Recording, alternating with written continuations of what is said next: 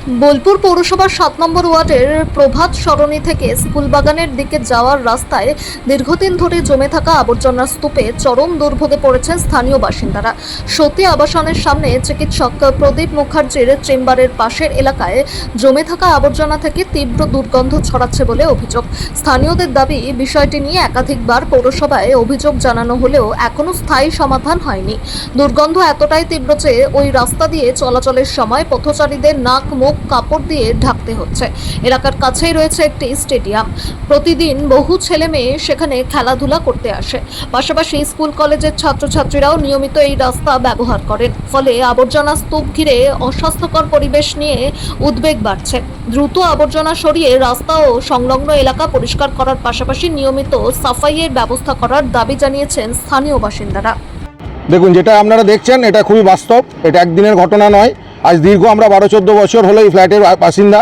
দীর্ঘদিন ধরে এখানে আমাদের এই ভ্যাটটা পড়ে রয়েছে। আমরা এর আগের মিউনিসিপ্যালিটির কর্তৃপক্ষকে বারবার জানানো, মেল করা, ছবি পাঠানো সবই করেছি, কিন্তু তার কোনো সদুত্তর আমরা পাইনি।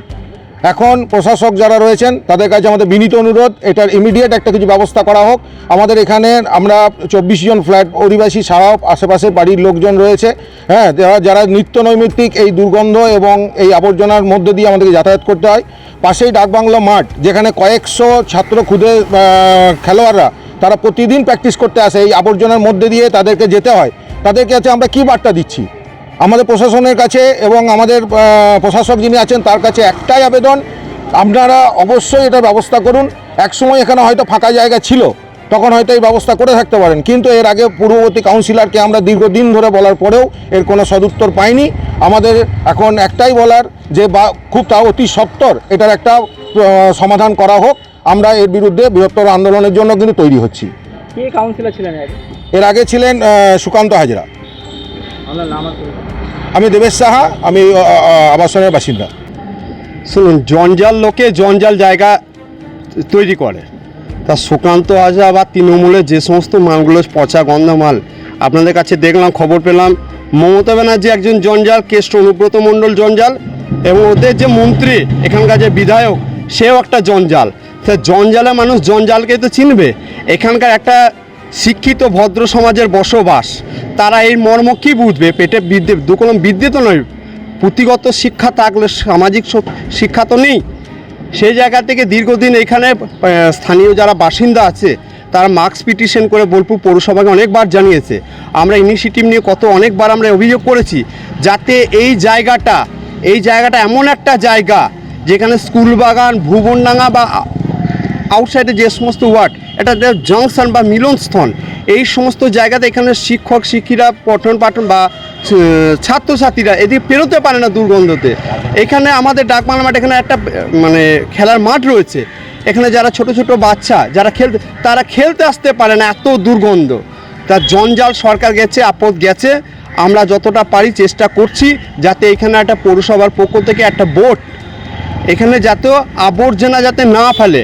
ওয়ার্ডের ময়লা প্রত্যেকটা দিন গাড়ি আসছে, সেখানে ওয়ার্ডের ময়লা প্রত্যেকটা দিন গাড়িতে দিয়ে দেবে। কেন এখানে জঞ্জালের স্তূপ করা রাখা হবে? এটা নিয়ে আমরা অভিযোগ করেছি, আমরা পৌরসভাকে বলে দেখছি, আর একবার রিকোয়েস্ট করে যাতে এই জায়গাটাকে যাতে ঘিরে দেওয়া হয়, যাতে ভবিষ্যতে এখানে যাতে এই জঞ্জালটা না ফেলে তার যা ব্যবস্থা যেটুকু যা করার সেটা করছি।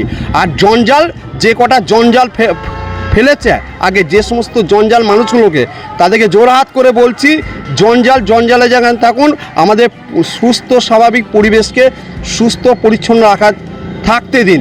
নিজেরা জঞ্জালে থাকুন, আমাদের কোনো অসুবিধা নেই, কিন্তু সুস্থ স্বাভাবিক একটা এলাকাকে আপনি অসুস্থ করবেন বা পরিষ্কার পরিচ্ছন্ন অপরিষ্কার রাখবেন, সেটা আমরা মেনে নেব না। কেমন আছি এই প্রশ্নটাই খুব আমার মনে হয় অবান্তর, কারণ আমরা এখানে দাঁড়িয়ে কথা বলতে পারার মতো অবস্থায় নেই। আমার দুপাশে দুই মাসিমা এবং ওনারা নিয়ে আমাদের আগে যে স্যার বললেন যে প্রায় 12 বছরের বেশি আমরা এই ফ্ল্যাটে থাকি। প্রথম কিন্তু এই অবস্থার সম্মুখীন আমরা ছিলাম না। আমাদের ফ্ল্যাটটা ছিল আরও ওই পাশে, মানে ডাকবাংলোর মাঠের একটু ওপাশে, যেখানে এখন একটি নতুন ফ্ল্যাট হয়েছে।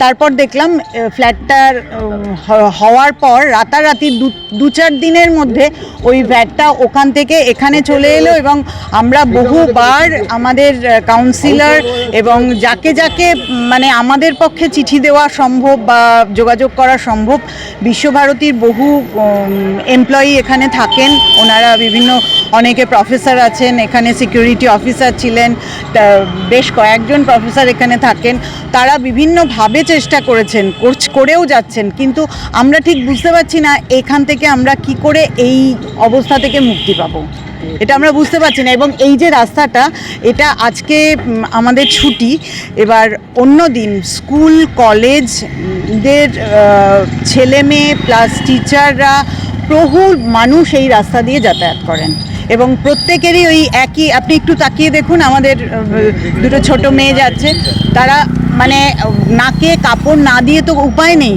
কারণ আমাদেরও তো বেঁচে থাকতে হবে, আমরা এইভাবেই যাতায়াত করছি, এইভাবেই থেকে যাচ্ছি, কিন্তু আমি বুঝতে পারছি না আমরা যে এখান থেকে কি করে আমরা মুক্তি পাবো।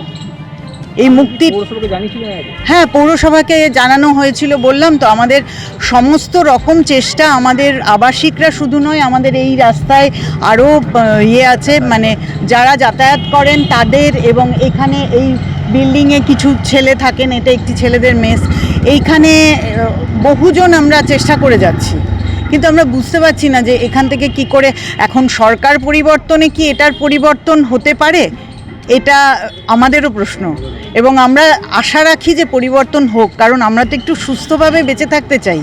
সারাদিন সবাই বিভিন্ন জায়গায় বিভিন্ন পরিশ্রম করেন, এই যে আমাদের 2 মাসিমা, ওনারা বাড়িতে থাকেন, কিভাবে থাকেন আপনারা, আমরা যে এখানে কথা বলছি, কথা বলতে গিয়ে আমরা বুঝতে পারছি যে মানে কি কষ্টকর এখানে দাঁড়িয়ে কথা বলা।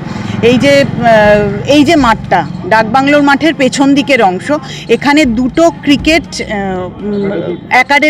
একাডেমির ক্লাস হয় প্রতিদিন বিকেলে, এবার বহু বাচ্চা আসে, তাদের বাবা মায়েরা আসে, তারা এই নোংরার মধ্যে দিয়ে বা নোংরার পাশ দিয়ে হেঁটে তাদের বাচ্চাদের ওখানে ঢোকায়, 1.5 ঘন্টা 2 ঘন্টা তাদের ট্রেনিং পিরিয়ড হয়, তারা ফিরে চলে যায়। তো এইভাবে কেন আমরা তো অন্য কিছু চাইছি না, আমরা এই নোংরা থেকে মুক্তি পেতে চাইছি। আমার নাম সংহিতা দাস, আমি এই আবাসনের বাসিন্দা।